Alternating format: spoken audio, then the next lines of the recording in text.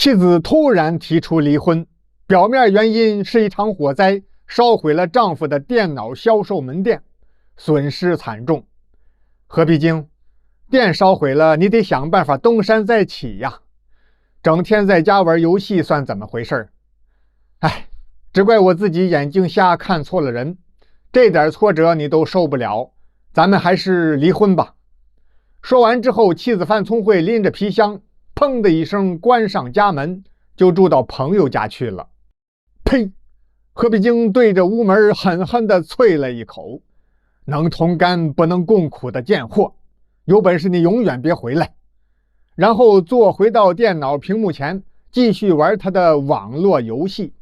时间不大，何必经觉得肚子饿了，他抓起手机，打开某个应用程序，就选择了一家常吃的店，找到最爱吃的猪脚米线，点击付款下单。系统提示余额不足，他赶忙查看，显示银行卡余额只剩1块钱了。一看记录，明白了，钱在昨天晚上已经全部被转到了妻子范聪慧的账户里。何必经气得咬着牙一跺脚，啪啪啪戳手机屏幕，拨打范聪慧的手机号码，铃声一直响到最后，范聪慧也没有接听，打了3遍，他就是不接电话。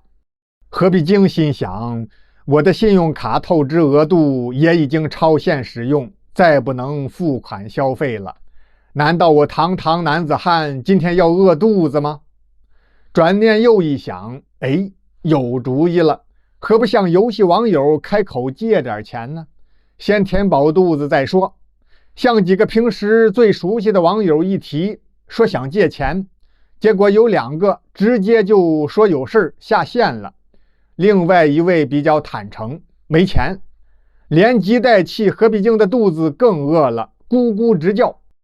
他有气无力往电脑椅的靠背上这么一靠，忽然大脑当中灵光一闪，我可是计算机专业的高材生啊！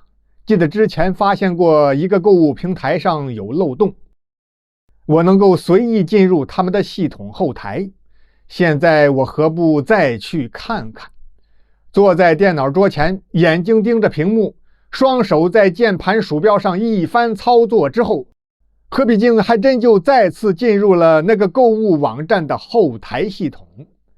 这么说吧，咱打个比方，购物网站的后台系统好比是一栋办公大厦，里面密密麻麻全是一间一间的办公室，几乎每个办公室里都有人在办公，而何必经就是一个隐身人，可以在大厦的各个办公室之间自由穿梭，且不被任何人看到。这还不算，他随意在任何房间里搞点什么小动作，翻看文件或是拿走什么东西，别人也不知道。一开始何必经的想法很简单，搞出几百块钱，先解决最近几天的吃饭问题。于是他就用平台用户的钱买了一个500多块钱的旅行箱，然后马上申请退款。退款的时候，网页显示钱是退到了受害者的账户，而实际上钱却到了他何必经的卡里。何必经一步一步地操作着，心砰砰砰直跳，手心也出了不少的冷汗。等钱到手之后，他下单买了一份外卖猪脚米线，吃完了，这心情才算是慢慢平复了一些。这个事情不错呀，我要是按照这个操作方法每天搞钱的话，还用干别的吗？坐在家里就发财了。又一想，不行，这样做的话好像有点坑人。再说受害的消费者发现自己钱少了，人家能不报警吗？到时候我非得被抓住不可。不行，这事儿不能干。不几天，钱花完了，何必经心想，只能再搞一次了。不过这回他改变了一下策略，用张三的钱给李四付款，然后申请退款，再退到他何必经的账户里。这样就安全多了。钱刚到手，手机铃声突然响起。何必经做贼心虚，他手一哆嗦，手机就掉到了地上。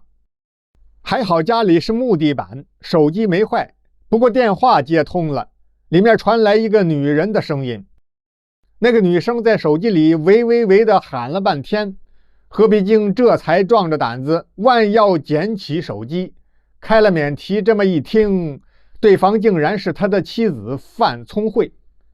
何必经，你在听我说话吗？我告诉你啊，明天下午3点半，我在民政局门口等你，办离婚手续。挂断电话之后，何必经火冒三丈，好你个范聪慧，你逼得够紧的呀！离婚就离婚，没你这个臭鸡蛋，难道老子还不做槽子高了吗？哼！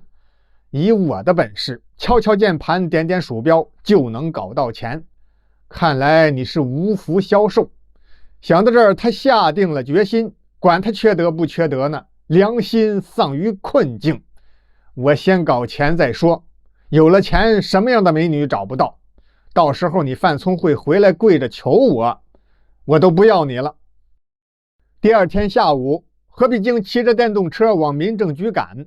出门的时候还艳阳高照呢，半路上忽然刮起了大风，不一会儿天空中乌云密布，嘎啦啦一声响雷过后，下起了大雨。何必经很快就全身湿透，眼睛被雨水打得也几乎要睁不开了。他想找个地方避雨，刚往路边一靠，电车一滑，连人带车就倒在了雨水之中。扶起电车，推到路边一栋楼的门洞底下避雨。何必经的样子是要多狼狈有多狼狈。好不容易等到大雨变成中雨，最后成了小雨儿。手机来电话了，妻子范聪慧催着他快点到民政局。我在门口等着呢，你快点赶过来。何必经恨恨地挂断电话，骑着电动车赶到了民政局，结果还是来晚了。到了婚姻登记处，人家办事人员正准备下班呢。下班时间到了，你们回去再好好想想吧。今天是周五，想好了的话，下周再来。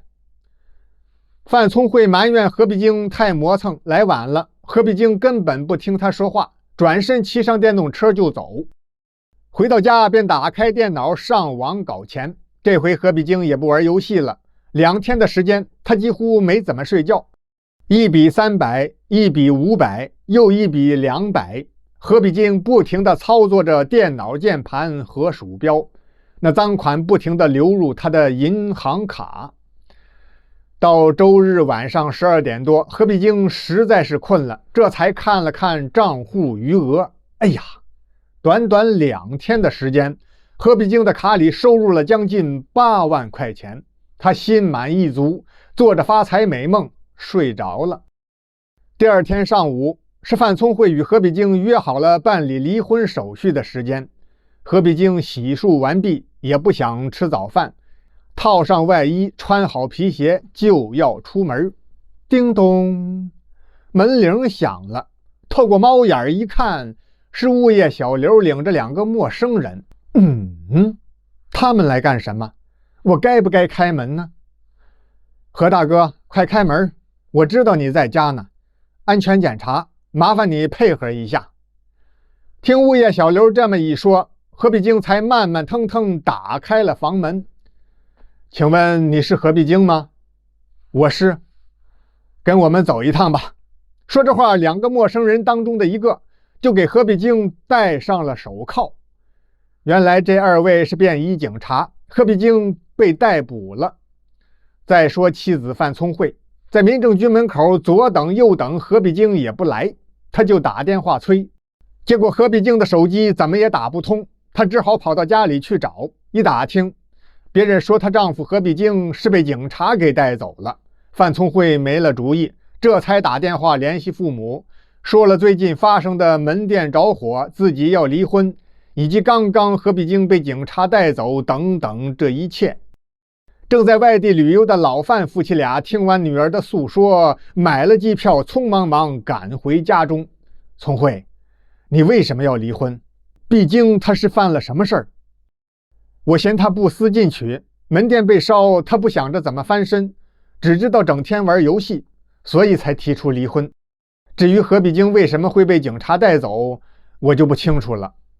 哎，老范范多余一跺脚，叹着气说：“真叫我不省心啊，你们。”然后劝说女儿不要跟女婿何必经离婚。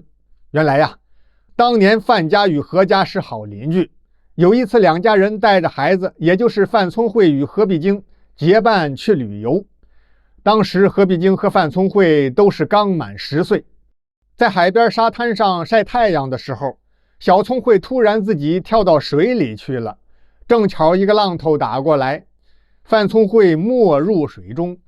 他的爸妈老范夫妻俩都吓傻了，还好何必经的父母反应很快，两个人一前一后迅速跳下海去救范聪慧。这时候范聪慧的父亲范多余才反应过来，也跑上前去，因为他不会游泳，只能在岸边焦急地看着。刚才还风平浪静的海面，偏偏这时候海风骤起，海水一浪高过一浪。何必经的父母以及小姑娘范聪慧同时被海浪裹挟着，距离海边越来越远。范多余和妻子都要急疯了。10岁的何必经站在一旁，只知道大声地哭喊：“爸爸妈妈，你们快回来！”终于，小聪慧被推上了沙滩。紧接着又一个浪头打来，何必经的爸爸妈妈都被海水带走了，再也没有回来。经过抢救，范聪慧活了过来，而何必经的父母永远离开了他。何必经成了孤儿，老范夫妻俩收养了何必经。长大之后，老夫妻做主，让女儿范聪慧与养子何必经结了婚。可现在女儿提出要离婚，老范是极力劝阻，把过去的事情又回忆了一遍。聪慧，你的命都是你何叔叔夫妻俩给的，难道你就不能对必经耐心一点，多劝劝他，帮他上进不行吗？范聪慧心情沉重，紧绷嘴唇，皱着眉点了点头。不久之后，何必经的事情有了结果，犯盗窃罪被判处有期徒刑5年。因为有了妻子范聪慧以及岳父母的安慰，何必经对未来又充满了希望。他努力改造，积极表现，因为多次立功，提前1年半就出狱了。出狱后的何必经回到家，先给老岳父磕了个头：“爸，谢谢您了，要不是您劝说聪慧不跟我离婚，我就完了。”后来何必经与妻子范聪慧共同开了一家网络销售公司，业务是相当的不错。